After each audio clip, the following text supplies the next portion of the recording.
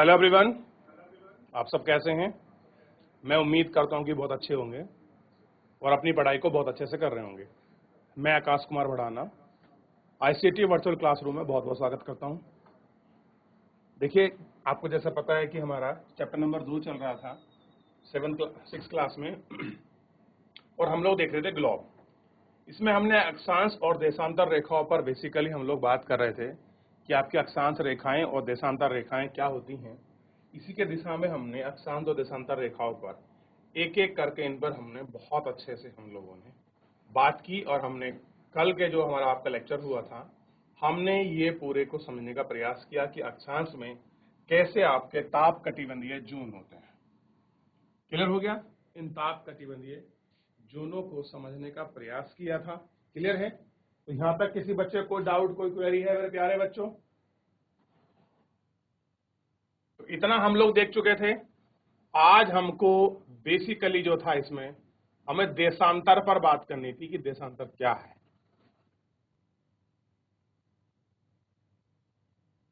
आगे बढ़ जाएं बच्चों। किसी कोई क्वेरी, कोई डाउट है? ठीक, कोई डिफरेंसेस हैं जिन्हें आप लोग अच्छे से आपका देख सकते हैं। क्लियर है? देख लिया इतना? अब देखिए इसमें क्या है, ये देखिए इस तरह से एक लाइन खींची हुई है 0 डिग्री, ठीक, और 0 डिग्री के इधर 180 इधर और 180 इधर आपकी देशांतर रेखाएं खींची हुई हैं। अगर आप इसको समझोगे तो थोड़ा सा ऐसे देखिए आप लोग। क्लियर है? बैठ जाएं सभी बच्चे। जी ऐसी शाल दे, बैठ जाओ बेटे। देखिए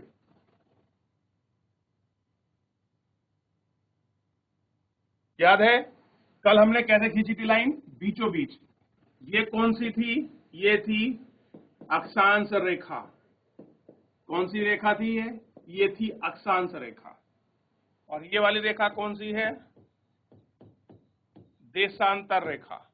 तो आज हम लोग किसकी बात करेंगे बेसिकली? तो आज हमको जो है इसके अंतर्गत मेरे प्यारे बच्चों आपका हमको बात करनी है देशांतर रेखाओं की।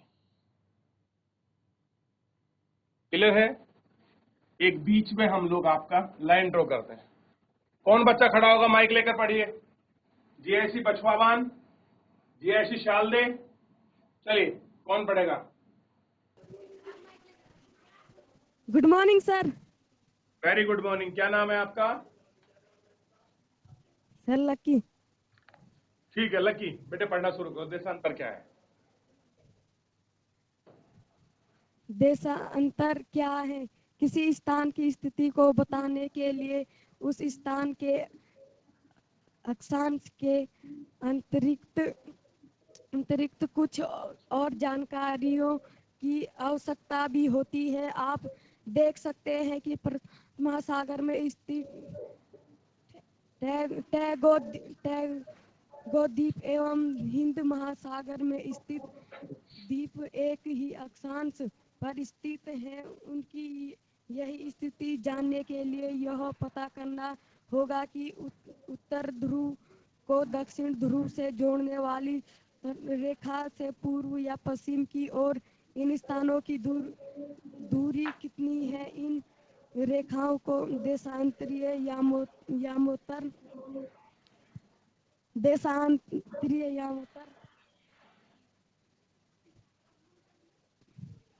कहते हैं तथा उनके बीच की दूरी को देशांतर के अंशों में मापा जाता है। प्रत्येक अंशों को मिनट में तथा मिनट को सेकंड में विभाजित किया जाता है तथा उनके बीच की दूरी ध्रुवों की तरफ बढ़ने पर घटती जाती है एवं ध्रुव पर शून्य हो जाती है, जहाँ सभी देशांतरीय यामोत्तर आपस में मिलती है। अक्षांश समांतर रेखाओं से भिन्न भिन्न सभी देशांतरीय यामोत्तर की लंबाई सामान्य होती है, इसलिए इन्हें सिर्फ मुख्य संख्या में व्यक्त करना कठिन था। तभी सभी देश ने निश्चय किया कि ग्रीनिच, जहां ब्रिटिश राज्य किस मेघालय स्थित है, से गुजरने वाली यामोत्तर से पूर्व और पश्चिम की ओर गिनती शुरू की जाए। ये यामोत्तर को प्रमुख यामोत्तर कहते हैं। इनका मान 0 देशांतर है तथा यहाँ से हम 180 पूर्व या 180 पश्चिम तथा गुणन करते हैं। प्रमुख यामोत्तर तथा 180 यामोत्तर मिलकर पृथ्वी को 2 सामान्य भाग, पूर्व गोलार्ध एवं पश्चिम गोलार्ध में विभक्त करती है। इसलिए किसी स्थान के देशांतर के आगे पूर्व के लिए पूर्व तथा पश्चिम के लिए अक्सर पश्चिम का उपयोग करते हैं। यह जानना रोचक होगा कि 180 पूर्व और 180 पश्चिम यामोत्तर एक ही रेखा पर स्थित है। अब ग्लोब पर अक्षांश, समांतर रेखा एवं देशांतरीय यामोत्तरों के द्वारा बनी ग्रेड को देखा। अगर आपको किसी स्थान के अक्षांश एवं देशांतर की सही जानकारी हो तो ग्लोब पर आप उस स्थान का पता आसानी से लगा सकते हैं। उदाहरण के लिए असम में धुबरी 26 उत्तरी अक्षांश एवं 90 पूर्व देशांतर पर स्थित है। अब उस बिंदु को देखें जहां ये दोनों रेखा एक दूसरे को काटते हैं। यह बिंदु धुबरी की सही स्थिति होगा। बेटे लक्की बैठ जाइए आप। Thank you so much. हाँ बैठ जाइए लक्की आप। Thank you. सबसे पहले समझने का प्रयास करते हैं। कह रहे किसी स्थान की स्थिति बताने और उस स्थान के कुछ अक्षांश कहते हुए कुछ जानकारी भी आवश्यकता होती है। कह रहे अगर आपको किसी स्थान के विषय में कुछ जानकारी चाहिए, कोई स्थिति वगैरह चाहिए, तो हमें अक्षांश और देशांतर दोनों की आवश्यकता पड़ती है। जिस तरह से अक्षांश रेखा है वहां की स्थिति को बताते हैं, उसी प्रकार आपका देशांतर रेखा और अक्षांश रेखा दोनों मिलकर किसी स्थान को एग्जैक्ट पोजीशन में आपका बताते हैं। और दूसरी बात आपको पता होना चाहिए कि देशांतर रेखा का काम आपका समय बताने का भी है। क्लियर है? कैसे है इसको भी हम लोग आपका पढ़ेंगे। आप कह रहे हैं कि आप देखेंगे प्रशांत महासागर में, कौन सा सागर बता रहे हैं? प्रशांत महासागर में स्थित टोगो द्वीप एवं हिंद महासागर में स्थित मॉरिशस द्वीप। क्लियर है? कौन सा द्वीप? मॉरिशस और टोगो द्वीप कह रहे हैं एक ही अक्षांश पर हैं। किस पर? 20 डिग्री नॉर्थ, 20 डिग्री नॉर्थ पर स्थित है। पर साउथ पर, दक्षिणी है ना, साउथ पर स्थित है। उनकी यह स्थिति जानने के लिए यह पता करना होगा कि उत्तरी ध्रुव को दक्षिण ध्रुव से जोड़ने के लिए रेखा से पूर्व या पश्चिम की ओर इनकी दूरी कितनी है और देशांतर यामोत्तर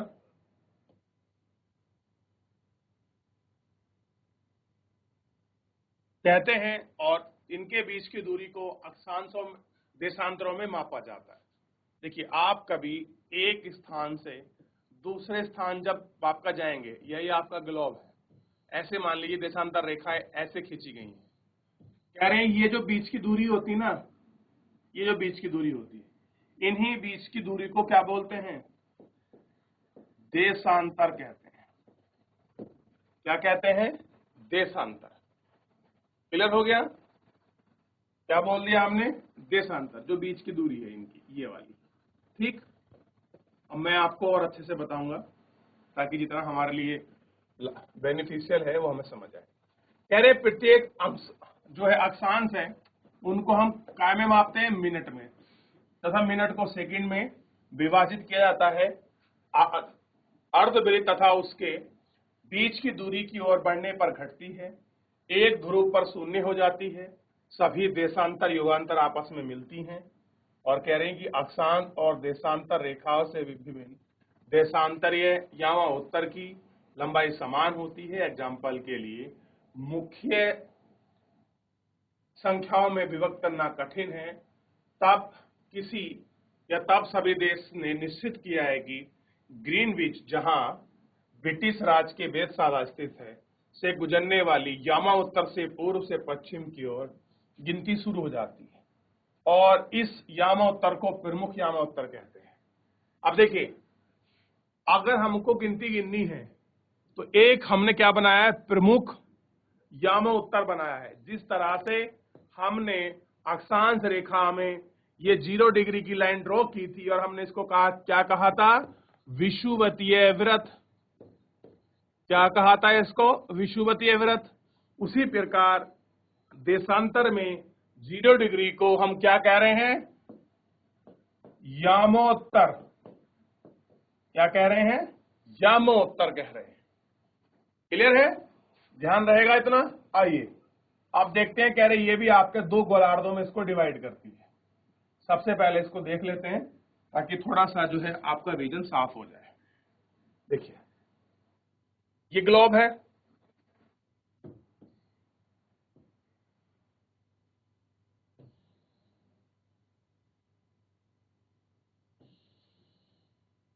ये रहा 0 और ये क्या हो गया 0, यामोत्तर हो गया। ठीक, कितने डिग्री पर है ये, 0 पर है।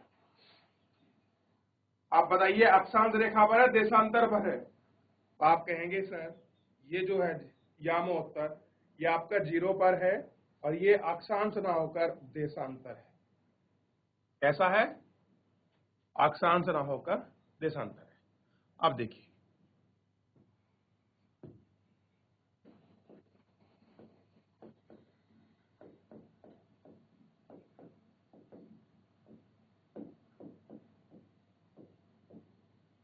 हमने मान लिया यामोत्तर ये है 0 में, बीचों बीच, ऐसे मान के चलिए।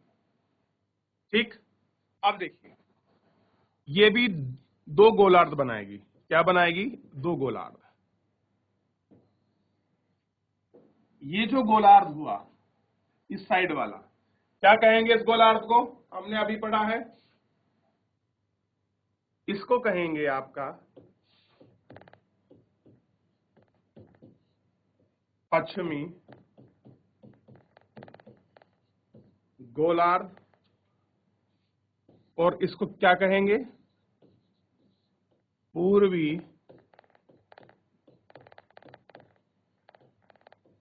गोलार्ध। क्या कहेंगे, पूर्वी गोलार्ध। याद रहेगा। अच्छा, जो हम कल देख रहे थे, कल हमने इस तरह से डिवाइड किया था। ये हमने 0 मानी थी विषुवतीय रेखा। इधर हमने क्या बताया था, उत्तरी गोलार्ध, दक्षिणी गोलार्ध। तो बिल्कुल भी कंफ्यूजन नहीं होना है कि उत्तरी गोलार्ध को और दक्षिणी गोलार्ध को अगर क्वेश्चन पूछा जाए कि उत्तरी गोलार्ध और दक्षिणी गोलार्ध में 2 बराबर भागों में विभक्त करने वाली रेखा का क्या नाम है, तो ये रेखा है, आप कहेंगे विषुवतीय वृत्त। अगर प्रश्न ये बनता है कि ग्लोब को पश्चिमी गोलार्ध और पूर्वी गोलार्ध में डिवाइड करने वाली लाइन का क्या नाम है, तो आप क्या क्या कहेंगे, यामावोत्तर रेखा। क्लियर है। और कितने डिग्री पर है ये, तो ये 0 आपका देशांतर पर है। क्लियर है, कितने पर है, 0 देशांतर पर। बनाना चाहे बना लीजिए, जिस तरह से कल आप लोगों ने बनाया है बना लीजिए, क्योंकि आपको याद रहेगा, कम से कम पता चलता रहेगा कि होता क्या है। एटलीस्ट आप इतना सीख लेंगे, मैं मानता हूं बहुत अच्छी बात है। कम से कम आपको अक्षांश, देशांतर, उनके गोलार्ध, स्फीयर को आपको साफ हो जाएगा। आप इसको बनाइए सबसे पहले। यकीन मानिए, बच्चे 12वीं कर लेते हैं, उनको नहीं पता होता है कि आपका पूर्वी गोलार्ध को कौन निर्धारित करती है, इस लाइन को क्या बोलते हैं। क्लियर है। अब देखिए, जिस तरह से ये पश्चिमी लिखा है ना, तो ये शॉर्टकट में इस तरह से लिख सकते हैं इसको, और पूर्वी गोलार्ध को शॉर्टकट में इस तरह से लिख सकते हैं। कैसे, इस तरह से। ठीक।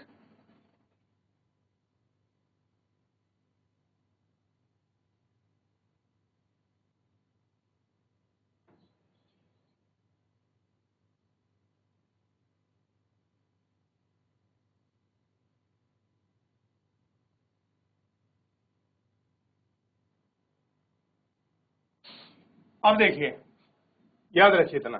अब देखिए, ये हटा दो सारी चीजें, क्योंकि अब तो आपको क्लियर हो गया होगा। अब देखिए, ये कुछ इस तरह से इस पे लाइन खींची होती है, इस तरह से, और ये सारी कहां मिलती हैं?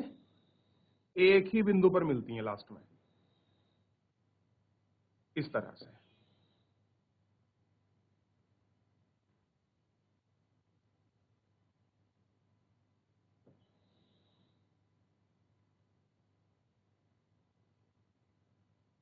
ठीक है, देख लिया? ठीक, इतना रहेगा। अब देखिए,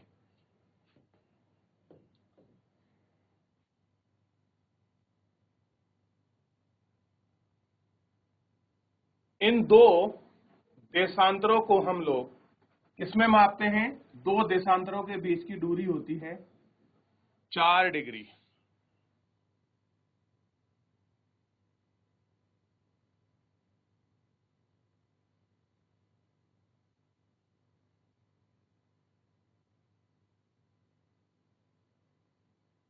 और आप अगर इसको किलोमीटर में भी देखोगे तो ये किलोमीटर में दिखाई देगी 1.112 किलोमीटर, इतना आपको मिलेगी किलोमीटर में, लेकिन डिग्री में 4 डिग्री हो जाएगा।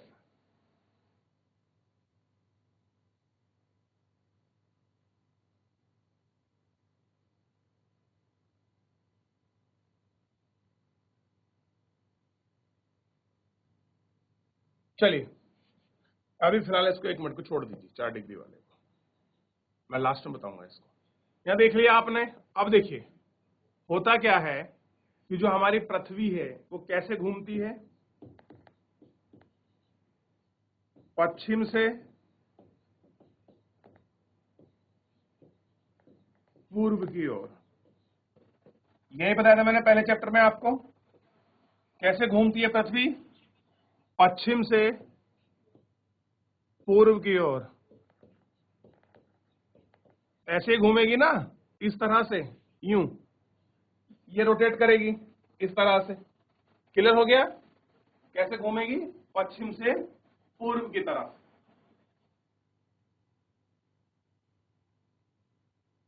अब इतना समझिए, मैं आपको वर्ल्ड मैप पे इसको समझाता हूं।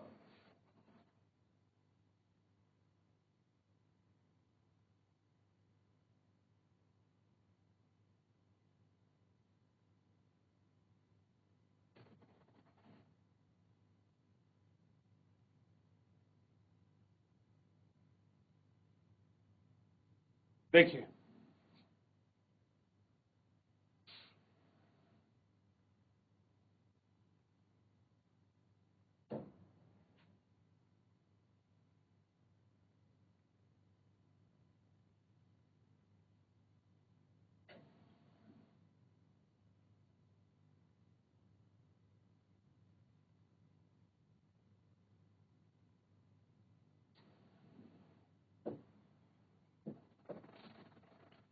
ये है पूरे विश्व का मैप। क्लियर हुआ? भारत कहां है? सबसे पहले हम देखते हैं भारत को।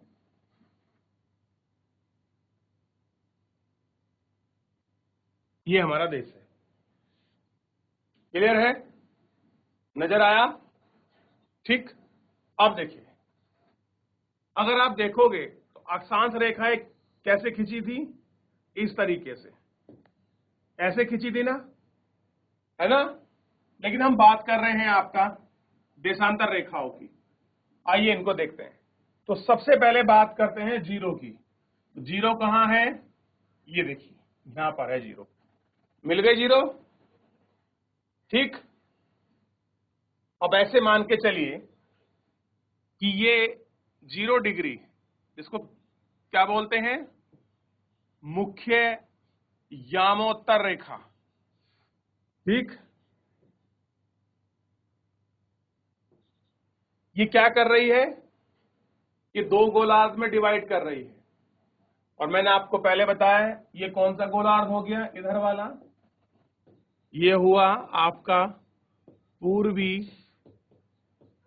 गोलार्ध और ये हुआ पश्चिमी गोलार्ध।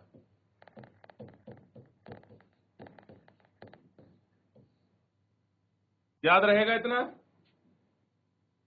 क्लियर होगा इतना तो बता चुका हूं। तो ये दोबारा मैं इसलिए लिख रहा हूं ताकि आप ग्लोब पर और जब आप विश्व का मैप देखें तो आप बिल्कुल भी कंफ्यूज ना हो कि ये आपका किस तरह का होता है, क्या होता है, कैसे होता है, ये आपको कंफ्यूज नहीं होना है। क्लियर है। अब देखिए कुछ मैं आपको समझाता हूं।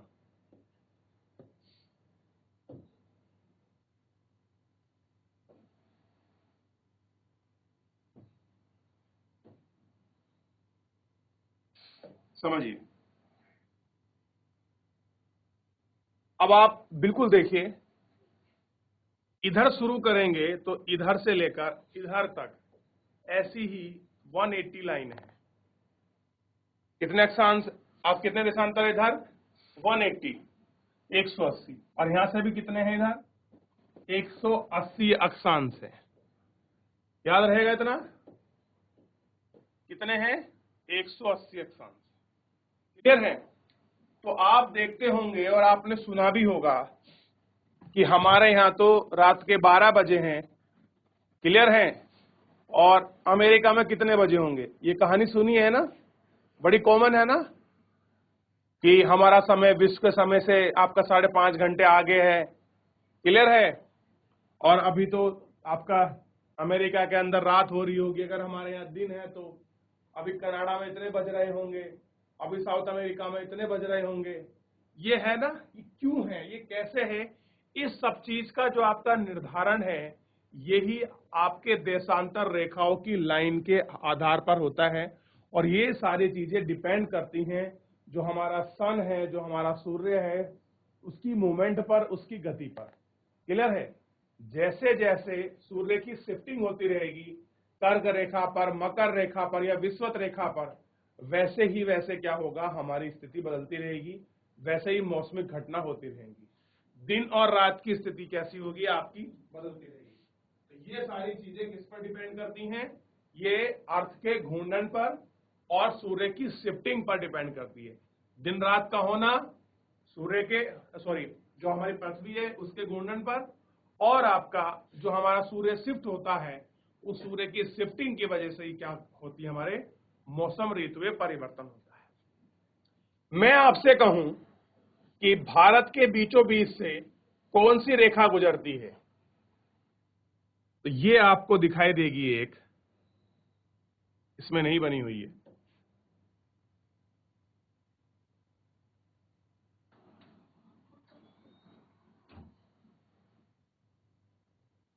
इसको कहते हैं 82.5 पूर्वी देशांतर।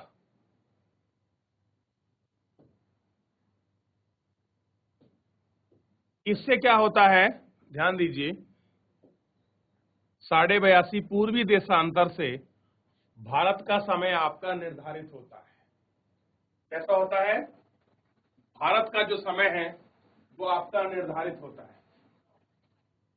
क्लियर हो गया। तो अगर बहुत बार प्रश्न पूछते हैं कि किस यामावोत्तर से भारत का समय निर्धारित होता है, तो आप कहेंगे कि भारत का समय 82.5 डिग्री पूर्वी देशांतर यामावोत्तर से भारत का समय निर्धारित होता है। ठीक। और आपने ये भी पढ़ा होगा कि 5 घंटे 30 मिनट यानी कि 5.5 घंटे हमारा समय विश्व के समय से आगे है।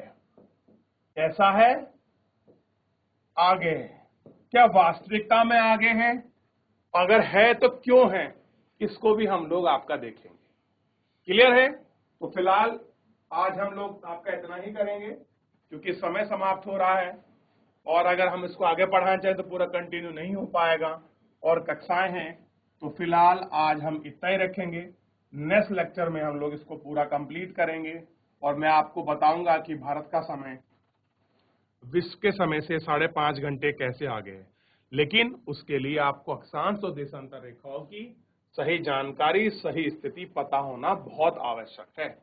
तो आप सबसे ज्यादा इस जीरो जो लाइन है, पिरामिडल लाइन, इसको आप लोग रखिए और ध्यान रखना ये इस तरह से सीधी आई है और जैसे ही इस पर लैंड आया है इसको हमने इस तरह से वापस ऐसे निकाली है। इसका भी एक रीजन है कि इस तरह से क्यों घुमाया गया है।